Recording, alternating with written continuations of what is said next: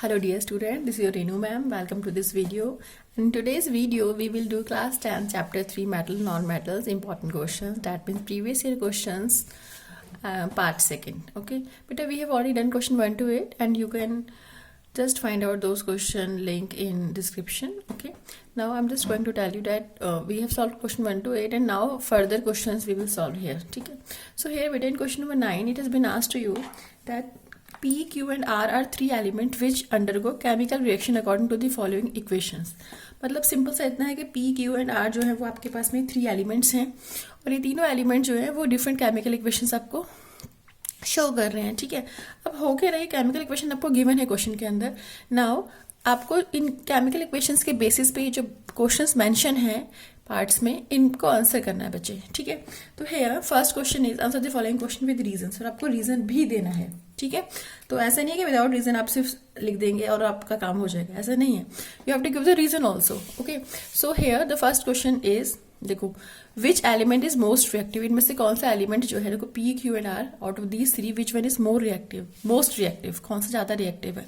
बेटा यहाँ पे देखो P2O3 plus 2Q give rise to Q2O3 plus 2P. Simple सा है, यानी कि Q ने क्या किया, Q ने P2O3 में से P को रिप्लेस कर दिया है, Q2O3 बना दिया है प्लस 2P. अगले इक्वेशन में हम देखते हैं 3RSO4 plus 2Q give rise to Q2SO4 plus 3R. यानी कि यहाँ पर इस सेकेंड इक्वेशन में भी Q ने R को रिप्लेस कर दिया है. ठीक है, तो बेटा जब आपके पास में इस तरीके से रिप्लेसिंग हो रही, डेट मीन्स रिएक्शन जो है this reaction is known to be displacement reaction. होता क्या है बच्चे डिस्प्लेसमेंट रिएक्शन में? Displacement reaction that type of reaction in which a highly reactive element displaces a less reactive element from its aqueous solution. माने कि आपके पास में एक हाई रिएक्टिव एलिमेंट होगा तो वो लेस रिएक्टिव एलिमेंट को उसके एक्वस सॉल्यूशन से रिमूव करके उसकी जगह पे खुद आ जाता है बच्चे. तो this type of reaction is known to be displacement reaction. तो यहाँ पे Q ने P को डिस्प्लेस कर दिया है, यहाँ सेकेंड इक्वेशन पे Q ने R को डिस्प्लेस कर दिया है. थर्ड इक्वेशन की बात करें 3RO plus 2P gives to P2O3 plus 3R. यानी यहाँ पे आप देख सकते हो कि जो R है उसको P ने रिप्लेस कर दिया है. ठीक है, तो देखो Q ने P को रिप्लेस किया था, Q ने R को भी रिप्लेस किया है एंड P ने R को रिप्लेस कर दिया है. ठीक है, तो बेटा तीनों रिएक्शन जो है all three equations are examples of displacement reaction. ठीक है, नाउ पूछोगे which element is most reactive, इनमें से सबसे ज्यादा रिएक्टिव एलिमेंट कौन सा है. तो बच्चे जब Q ने P को रिप्लेस कर दिया, Q ने R को रिप्लेस कर दिया, P ने R को रिप्लेस किया, तो Q ने P को और Q ने R को दोनों को रिप्लेस किया है उसके एक्वस सॉल्यूशन में से. That's why we will say that, क्या बोलेंगे हम, आंसर नंबर 9 का फर्स्ट पार्ट की बात करें बच्चे. ठीक है, तो यहाँ पे जो Q है वो आपके पास में क्या है, Q is most reactive element. ठीक है, हम सिर्फ एक्सप्लेन कर रहे हैं, मैं प्रॉपरली आंसर नहीं दे रही आपको थ्योरी में, but still we are just explaining it. क्यों बच्चे, क्यों कर रहे हैं, क्यों मोस्ट रिएक्टिव एलिमेंट क्यों है बच्चे? Because it displaces P from P2O3 and R from RSO4. ठीक है, R को उसने Q ने RSO4 से डिस्प्लेस कर दिया है और P को उसने P2O3 से डिस्प्लेस कर दिया है. ठीक है, तो दोनों ही केस में वो डिस्प्लेस कर रहा है. ठीक है, तो इसलिए यानी कि सिंपल एक सेंटेंस में आप ऐसे लिख सकते हैं कि Q displaces both P and R from the aqueous solution, that's why we will say that Q is most reactive element. Okay, second part की बेटा जी अगर हम बात करते हैं, सेकंड पार्ट में मुझे विच एलिमेंट इज लीस्ट रिएक्टिव, सबसे कम रिएक्टिव एलिमेंट कौन सा है. ठीक है, सबसे लीस्ट रिएक्टिव बने तो सब जिसको दोनों रिप्लेस कर पा रहे हो ना, बाकी के दोनों. तो खुद देखो R को 3RO plus 2P gives to P2O3 plus 3R. यानी कि यहाँ पे R को P ने रिप्लेस कर दिया, P displaces R from its aqueous solution. Here Q displaces R from its aqueous solution. मैंने दोनों ही इक्वेशंस में अगर आप देखो सेकंड और थर्ड इक्वेशन में, तो आपको यहाँ पे समझ में आएगा बेटा जी कि R को दोनों ही डिस्प्लेस कर पा रहे हैं, P भी एंड Q भी. ठीक है, तो इसलिए हम कहेंगे कि जो R है वो आपके पास में क्या है, least reactive element. R is least reactive element. क्यों है बच्चे? Because P displaces R from RO and beta G, Q displaces R from RSO4. ठीक है, दोनों ही केस में P भी डिस्प्लेस कर रहा है R को, Q भी डिस्प्लेस कर रहा है, और हो डिस्प्लेस कौन रहा है, R डिस्प्लेस हो रहा है. तो that's why we will say R is least reactive element here. Third part में पूछा गया बच्चे, state the type of reactions involve. ये कौन सा टाइप है रिएक्शंस का, तो मैंने आपको बिल्कुल स्टार्टिंग में बता दिया था. This type of reaction is known to be displacement reaction. Displacement reaction क्यों बच्चे, इसको डिफाइन कैसे करेंगे डिस्प्लेसमेंट रिएक्शन को. ठीक है, all this type of reaction is displacement reactions. तो displacement reaction are those reaction in which a high reactive element displaces a less reactive element from its aqueous solution. अगर आपके पास में एक high reactive element less reactive element को उसके aqueous solution में से डिस्प्लेस कर दे, उसकी जगह पे खुद आ जाए, ठीक है, उसको डिस्प्लेस कर दे, तो हम बोलेंगे कि ये टाइप ऑफ रिएक्शन कौन सा है बच्चे, डिस्प्लेसमेंट रिएक्शन है. ओके, आई विश आपको समझ में आया होगा. Now next question here in this question number 10.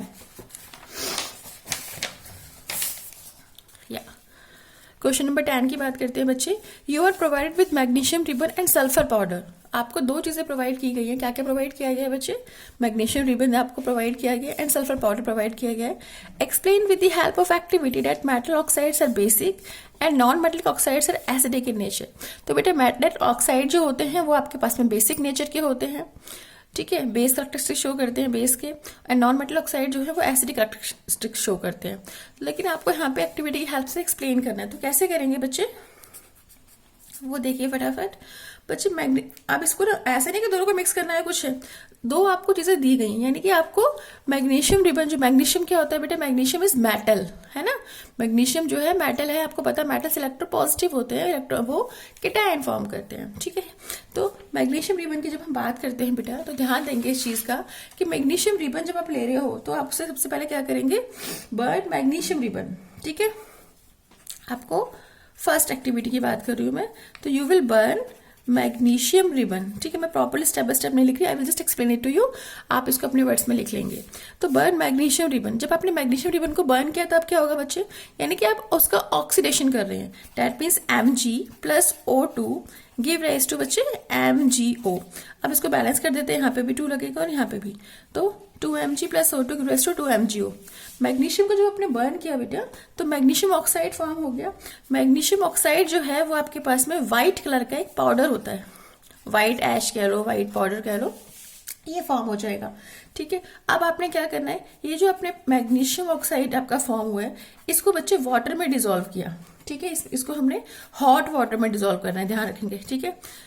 तो मैग्नीशियम ऑक्साइड को हमने हॉट वाटर में डिसॉल्व किया, तो आपके पास में क्या फॉर्म हो जाएगा बेटा जी, मैग्नीशियम हाइड्रोक्साइड, ठीक है. मैग्नीशियम ऑक्साइड को हमने हॉट वाटर में डिसॉल्व किया, then we will get magnesium hydroxide. Magnesium hydroxide, अब आपके पास में ये चीज क्या है, ये एक एक्वा सॉल्यूशन बन गया ना. मैग्नीशियम ऑक्साइड का एक्वा सॉल्यूशन माने मैग्नीशियम ऑक्साइड को जो अपने हॉट वाटर में डिसॉल्व किया, then you will get magnesium hydroxide. अब मैग्नीशियम हाइड्रोक्साइड जो सॉल्यूशन है, इसके अंदर आप क्या करेंगे बेटा, इसके अंदर आप रेड लिटमस पेपर डालेंगे, ठीक है. You will dip red litmus paper into it.